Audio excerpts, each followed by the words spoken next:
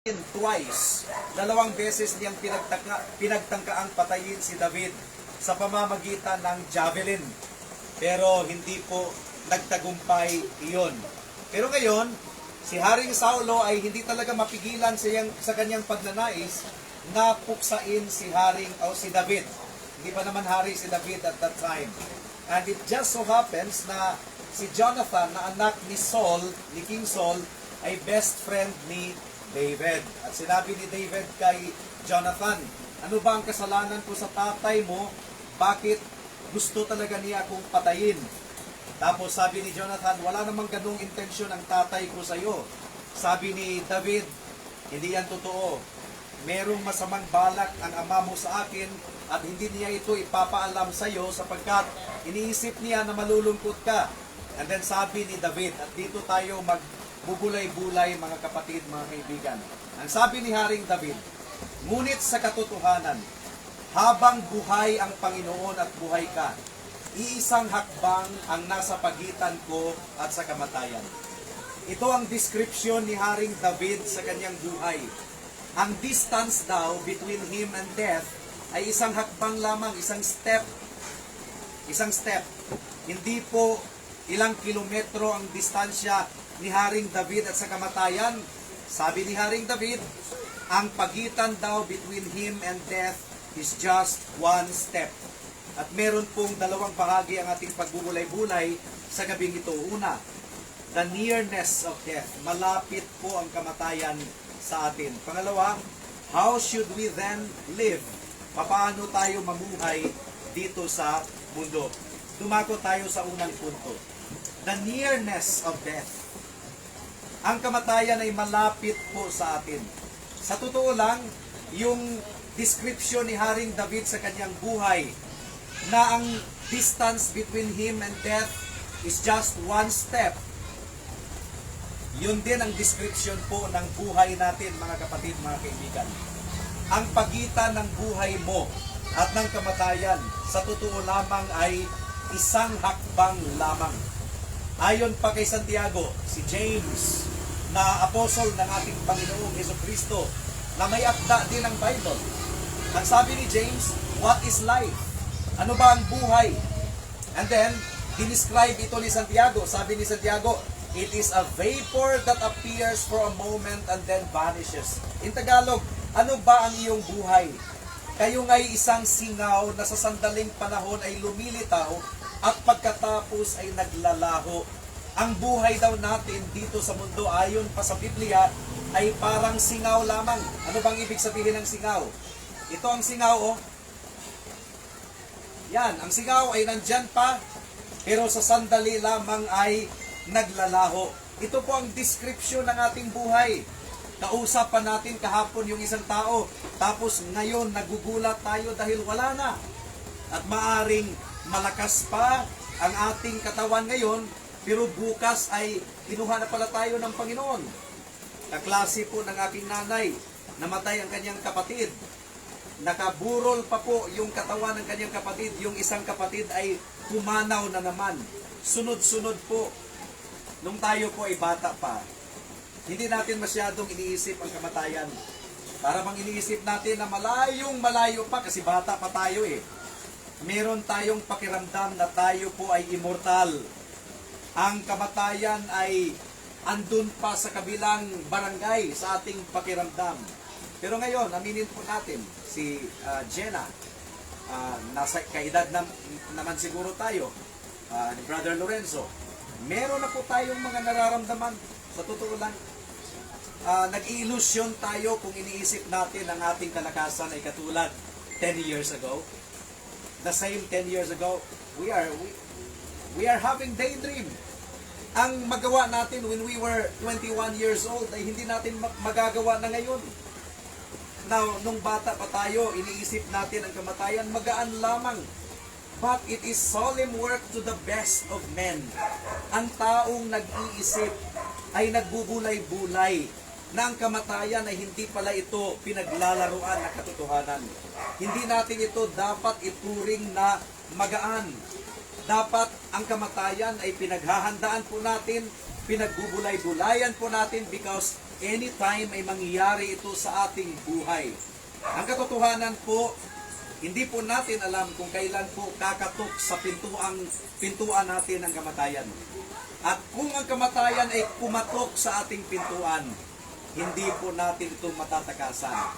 Kung tayo po ay nagkakasakit, parang introduction lang yan eh. Kung tayo ay nagkakasakit, nagpapahospital tayo kaagad. Gusto nating takasan ang kamatayan. At salamat sa Panginoon dahil maraming beses na tayong gumaling mula sa ating karamdaman. Tila baga natakasan natin ang kamatayan, pero whether we like it or not, one of these days, mahahabol at mahahabol tayo ng kamatayan. Ang sabi po ng Hebrews 9:27, it is appointed for man to die once, and after that to face judgment. Sa Tagalog, at yamang itinakda sa mga tao ang mamatay na minsan at pagkatapos nito ay paghuhukom. Ang kamatayan pala ay pagtakda ng Diyos. So, kahit ang pinaka malisyosong kaaway po natin na gusto tayong patayin kaagad. Di ba may mga tao na gusto nilang puksain tayo dahil galit sa atin? Hindi nila ma-advance ang ating kamatayan. Kahit pa ay galit na galit sila sa atin at gusto nila tayong tirahin. Sapagkat ang Diyos po ang nagtakda ng kamatayan at hindi po ito mai-advance ng sinuman, hindi rin po ito madidelay kahit sa pinakamagaling na doktor. Kukuha ka ng pinakamagaling na espesyalista para gamutin ang puso mo. Pero kahit pinakamagaling na doktor sa pinakamahal na hospital ang ating i-hire, dahil ang kamatayan po natin ay appointment mula sa Panginoon, hindi po natin ito matatakasan. Kaya mga kapatid, mga kaibigan, ay pagbulay-bulayan po natin ang katotohanan ito. Merong isang mayaman na mayaman sa Bible. Luke chapter 12 verse 16 to 20. Galing po mismo ito sa bibig ng ating Panginoon. Talinghaga ito na nagmula mismo sa bibig ng ating Panginoon. Ang sabi dito, ang lupain ng taong mayaman ay namunga ng sagana. So, ibig sabihin, umunlad siya sa kanyang kabuhayan. Iniisip niya sa sarili, ano ang gagawin ko? Sapagkat wala akong mapaglalagyan ng aking mga ani. Sinabi niya, ito ang aking gagawin. Gigibain ko ang aking mga kamalig at magtatayo ako ng mas malalaki at doon ko titipunin ang lahat ng aking mga butil at mga pag-aari. So, magaling itong taong ito sa kanyang negosyo. Magaling siya sa agriculture. Marami yung kanyang ani. Talagang abundant ang supply. At gigibain niya ang kanyang maliliit na kamalig upang magpatayo ng mas malaki at doon niya itambak ang kanyang mga ani. At sasabihin ko sa aking kaluluwa, sabi niya, kaluluwa, marami ka ng pag-aaring nakaimbak para sa maraming taon. Ano po ang calculation ng tao sa kanyang buhay? Maraming taon. That's how he calculated his life. Maaring ikaw, kaibigan, ang calculation mo sa buhay mo ay marami pang taon ang itatagal natin dito sa mundo. Pero, ano po ang tugon ng ating Diyos sa kanyang kwento? At sasabihin ko sa aking kaluluwa, kaluluwa, marami ka ng pag-aaring nakaimbak para sa maraming taon. Magpahinga ka. Kumain ka, uminom ka, magsaya ka. You see?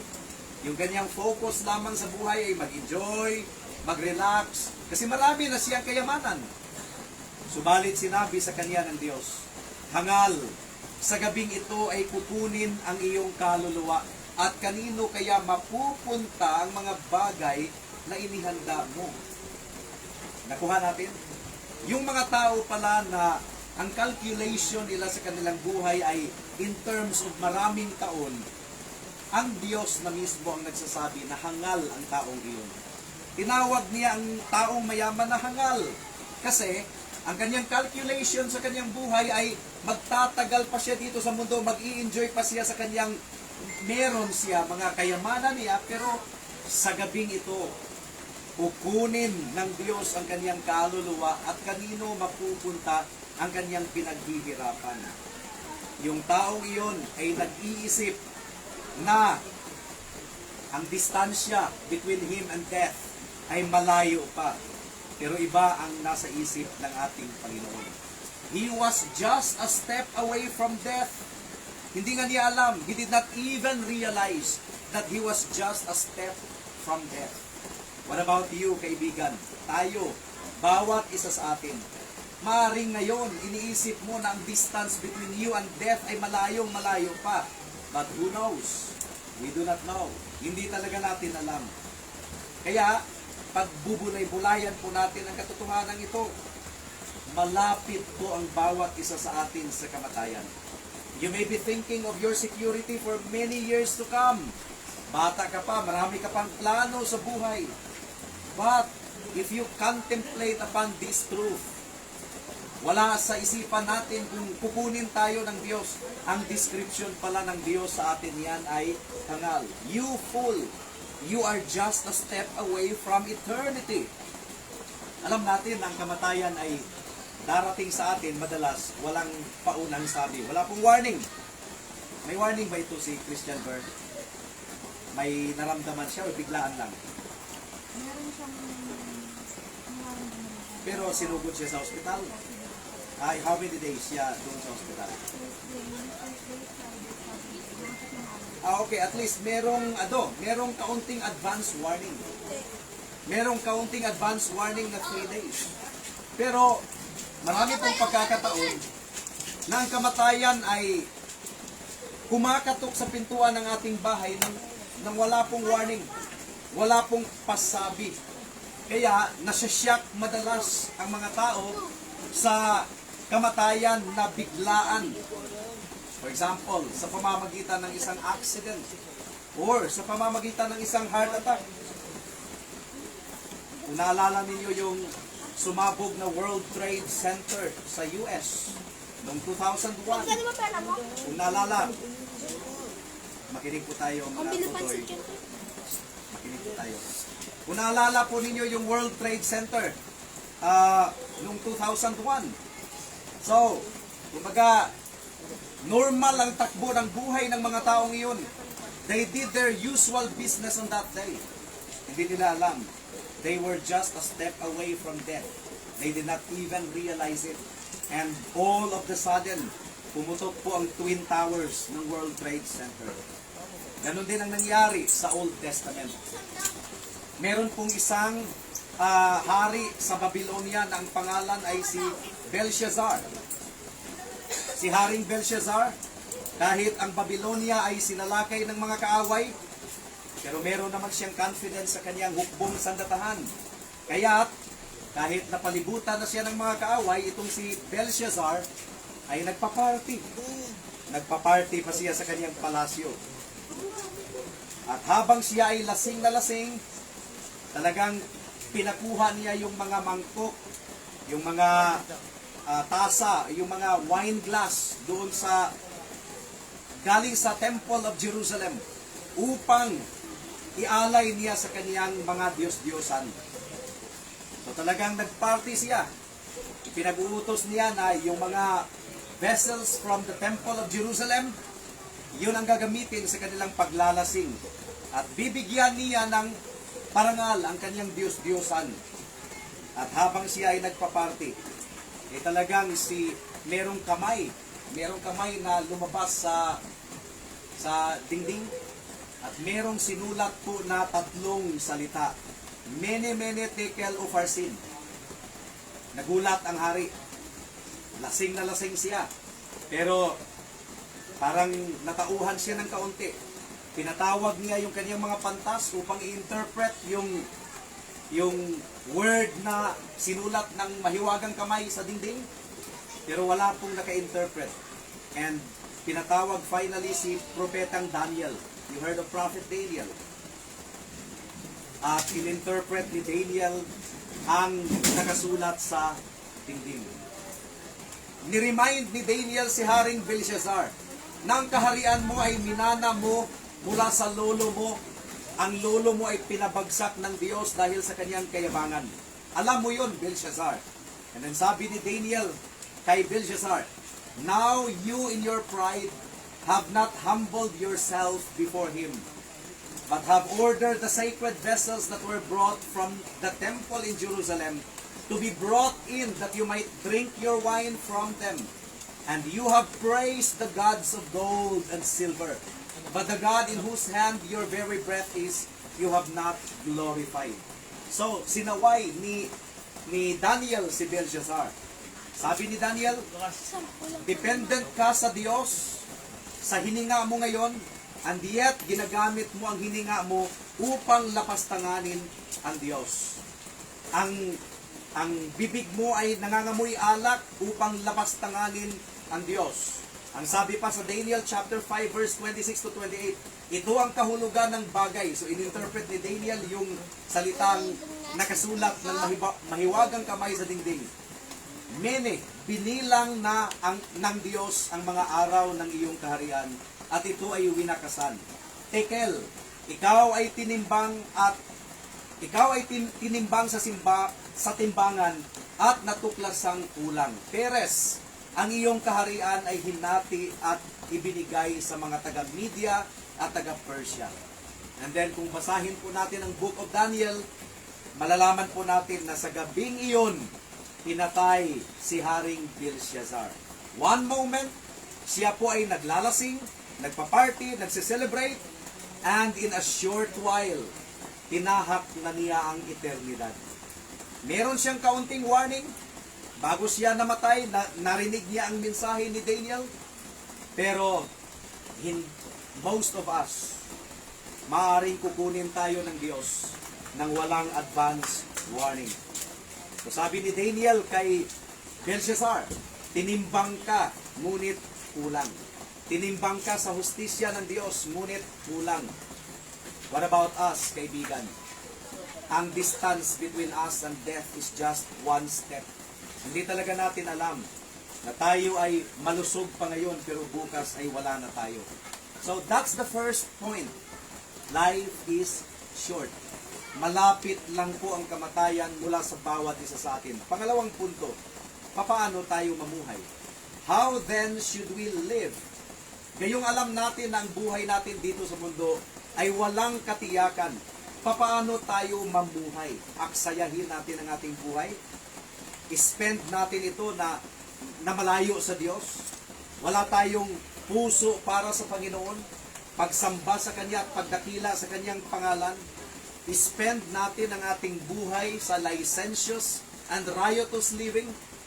Ayon pa kay Moses sa Psalm chapter 90 verse 12. Ang sabi dito, kaya turuan mo kami na bilangin ang aming mga araw upang kami ay magkaroon ng pusong may karunungan. So, ang bibilangin pala natin, hindi mga taon. Ang binilang nung kwento ni Jesus na mayaman, binilang niya ang kanyang buhay in terms of years. Ayon pa kay Moses, teach us to number our days. Bilangin natin ang ating buhay in terms of days. Maaring ito na ang huling gabi sa atin. Hindi tayo nakakasiguro kung gigising pa ba tayo bukas. Kinakailangan spend natin ang buhay natin dito sa mundo na meron tayong kaugnayan sa Diyos. Remember, majority ng mga tao dito sa mundo ay walang kaugnayan sa Diyos. Majority ng mga tao dito sa mundo ay lumalakad sa malawak at malapad na daan tungo sa kapahamakan. Very minority lamang ang mga tao dito sa mundo na lumalakad sa makipot na daan tungo sa kaluwalhatian. Sana kaibigan ay makinig tayo sa babala ng banal na kasulatan. Ang sabi po ng ating Panginoong Hesus, be ready, for the Son of Man is coming at an hour when you think not. Dapat din kayong maging handa sapagkat ang anak ng tao ay darating sa oras na hindi ninyo inaasahan.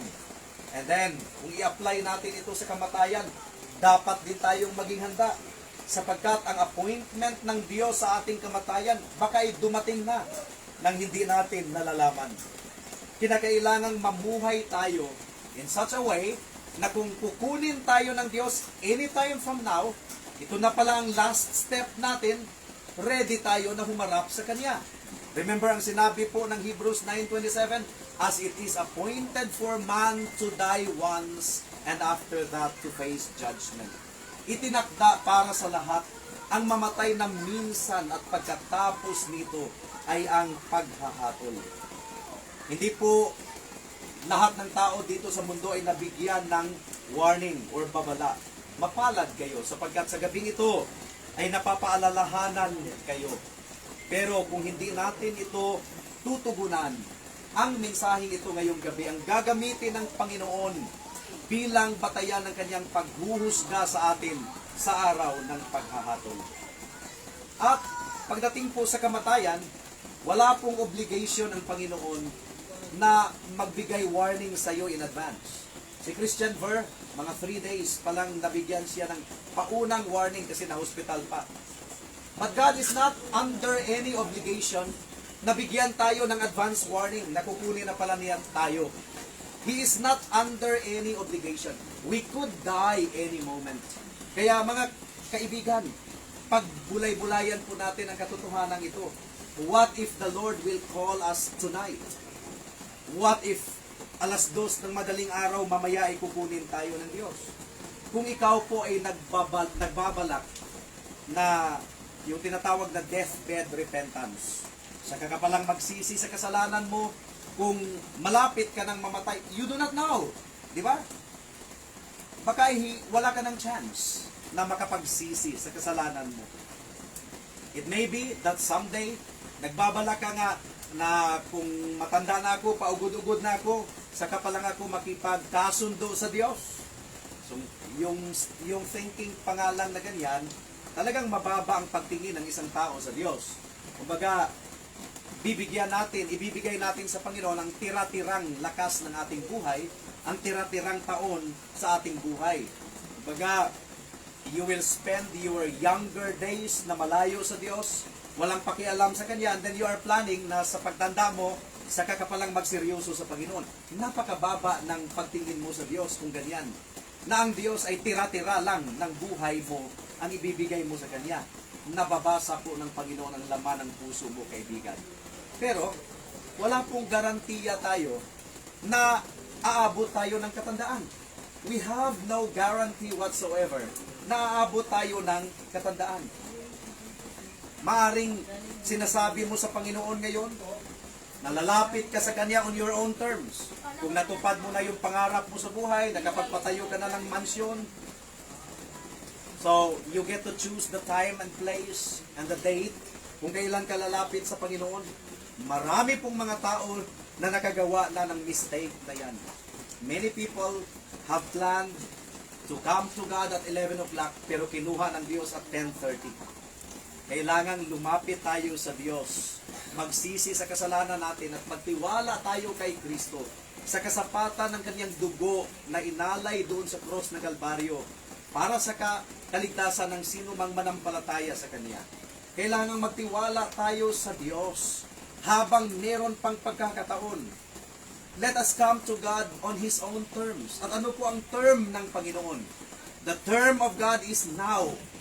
Ayon pa sa Biblia, now is the acceptable time. Now is the day of salvation. Do not wait for tomorrow. Baka bukas po ay huli na ang lahat. Si Governor Felix, nung narinig niya ang pangangaral ni Apostle Paul, Governor Felix was a very wicked ruler. According to history. Pero nagkaroon siya ng pagkakataon na makapakinig ng sermon ni Apostle Paul mismo.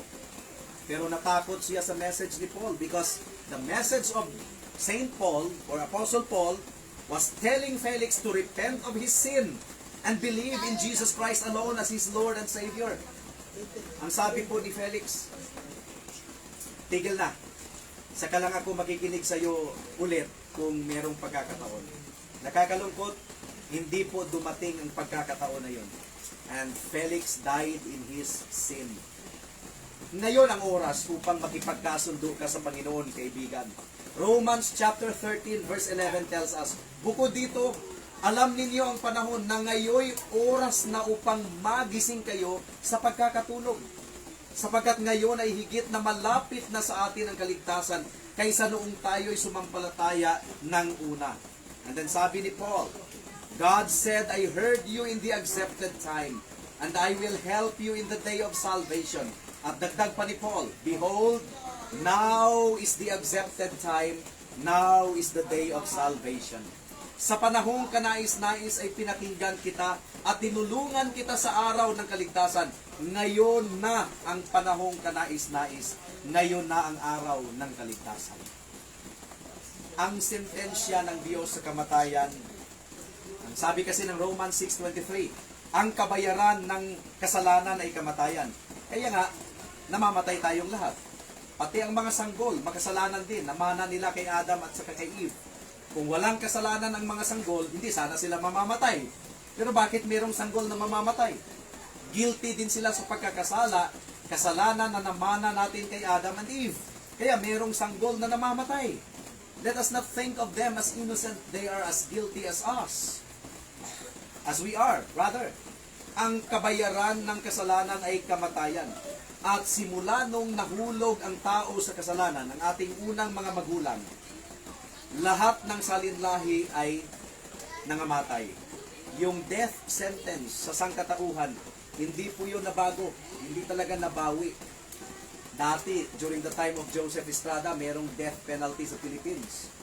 And if you remember Leo Echegaray, hindi na siguro naalala, hindi siguro alam ng mga kabataan. If you remember Leo Echegaray, he died by lethal injection. It used to be electric chair during the time of Marcos. Pero ang death sentence sa Pilipinas, nabawi. Wala na tayong death sentence ngayon. Na-repeal na. Pero ang death sentence ng Diyos sa buong sangkatauhan, since Adam until today, kaya nga merong ibinurol dyan sapagkat ang death sentence, kailanman ay hindi yun nabura. Ang physical death ay nangyayari isang beses lamang. As it is appointed for man to die once, and after that, the judgment. Kaya seryoso po ang kamatayan sapagkat isang beses ka lang mamamatay. Wala nang second chance. After death, judgment na po mga kapatid, mga kaibigan. Huwag kang magkamali na humarap ka sa kamatayan mong hindi handa sa harapan ng Diyos. After death, there is judgment. At ang paghahatol ng Diyos ay dalawa lang. It's either heaven or hell. Para sa mga tao ng Diyos, ang kamatayan po ay painkiller. Tapos na ang paghihirap. Pero para sa mga wala sa Panginoon, ang kamatayan po ay umpisa ng million times na paghihirap doon sa dagat-dagatang apoy. Pumili ka, kaibigan. Meron pong pangalawang kamatayan, eternal separation from God in hell. Eternal separation from friends and all possibilities of comfort. Eternal separation sa lahat ng enjoyment ng katawan at isipan. Eternal separation from God. Kaya kung magkakamali tayo sa ating buhay, aksayahin po natin ito. Squander natin ito. Kung tayo ay mamamatay sa ating kasalanan, we must forever suffer. Kung mamamatay tayo na walang Kristo sa ating buhay, hindi tayo nagsisi sa ating kasalanan at nanampalataya sa bisa ng dugo at kamatayan ni Kristo at ng kanyang katuwiran. For God so loved the world that He gave His only begotten Son, that whoever believes in Him shall not perish, but have eternal life. Hindi natin kayang iligtas ang ating sarili. Makasalanan tayo. Kung nababaitan ka sa sarili mo, kaibigan, ang kabaitan mo according to the Bible ay maruming basahan lamang sa kanyang harapan. Kung haharap ka sa Panginoon at ikaw ay umaapilar sa kabutihan mo, ikaw ay ikakandem, sapagkat ang kabutihan mo ay maruming basahan lamang sa harapan ng Diyos. Kailangan mo ang katuwiran ng iba, katuwiran ni Kristo. Ang requirement ng Panginoon is 100% obedience. We cannot do that. None of us can do that. That's why Jesus Christ came to save sinners like us. Sinunod niya ang buong batas ng Diyos on behalf of sinners like us. At isang dikta ng batas ng Diyos ay bayaran ng kamatayan ang kasalanan. Kung walang pagdanak ng dugo, walang kapatawaran. Well, yun ang ginawa ni Kristo. Siya ay nagdusa doon sa krus ng Kalbaryo. Siya ay nagpadanak ng kanyang dugo. Siya ay namatay. Para saan yun? Wala naman siyang kasalanan. Para yun sa mga makasalanan na tulad natin. Na kung ikaw ay magsisi at manampalataya kay Kristo lamang, ikaw ay maligtas. At bilang patunay na nagtagumpay si Kristo sa kanyang misyon ng pagligtas is that after 3 days, siya po ay nabuhay muli mula sa mga patay. May resibo po. It is finished. Natapos na ang pagtubos na ginawa ni Kristo. magsisi ka sa kasalanan mo, kaibigan, at manampalataya ka kay Kristo lamang.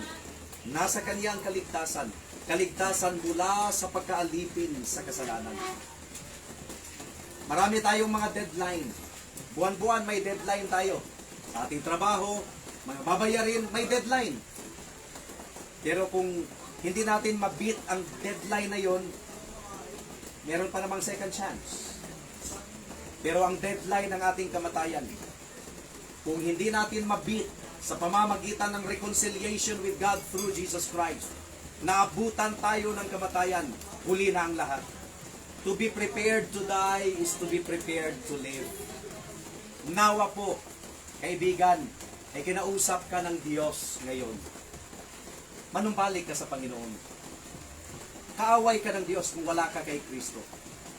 Kung ikaw ay namuhay sa kasalanan, do not imagine that you are friend with God. Kaaway ka ng Diyos. But you will be reconciled to God kung ikaw ay magsisi sa kasalanan mo at manampalataya kay Kristo lamang bilang tanging Diyos at tagapagligtas. And if you do, the Bible says, you will be saved. You will be able to say with Paul, "For to me to live is Christ, and to die is gain." Come to Jesus Christ tonight, for tomorrow may be too late. Tayo po ay manalangin. Salamat po aming Panginoon sa mensahe ninyo sa gabing ito. Naniniwala po kami na makapangyarihan at mabisa ang inyong salita. We pray for comfort sa family ni Christian Burr, but most of all, we pray for salvation. Naway manumbalik sila sa inyo, o aming Panginoon. Magsisi sa kasalanan, huwag aksayahin ang buhay. The distance between us and death is just one step. Naway huwag aksayahin ang buhay. Ngayon na ang oras ng kaligtasan. Ngayon na ang panahon upang manumbalik sa inyo ang mga namuhay ng walang Kristo sa kanilang buhay. Tulungan ninyo, O Diyos, naway ang banal na Espiritu ay kumilos sa bawat isa sa gabing ito. In Jesus' name we pray. Amen. Amen. Magandang gabi po sa bawat isa sa atin.